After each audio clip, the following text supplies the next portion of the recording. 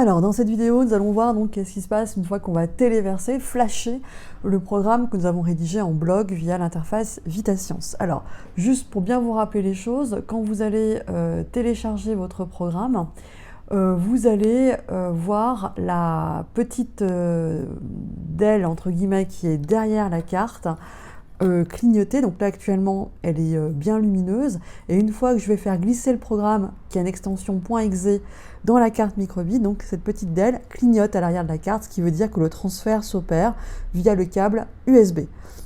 Alors, dans le programme, je vous rappelle, tant qu'on n'a pas appuyé sur le bouton A, eh bien, l'affichage de la lettre A apparaît à l'écran pour nous encourager à appuyer sur le bouton A. Donc, ce qu'on va faire, on va pas faire osciller la carte, d'accord? Dans un premier temps, je veux juste voir ce qui se passe quand on va faire passer une torche devant les LED de la carte microbit. Donc, c'est un petit peu un système un petit peu inversé par rapport à la mesure réelle. En vrai, on est censé mettre une torche devant la carte et faire osciller la carte devant la torche. Là, je vais faire l'inverse, juste pour vous montrer comment ça fonctionne. Donc, on va appuyer sur le bouton A, on va prendre une torche et on va éclairer la carte. Et donc, logiquement, quand elle sera éclairée 4 fois, elle aura donc mesuré 2 oscillations et donc elle va nous indiquer, par un calcul, la durée d'une oscillation, c'est-à-dire la période. Donc, premier passage, on a une croix qui apparaît. Deuxième passage, une croix apparaît. 3, 4. Et là, on la voit t égale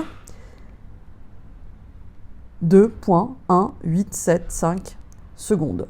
Et donc cet affichage réapparaît une deuxième fois, parce que c'est un petit peu rapide effectivement pour tout relever les valeurs.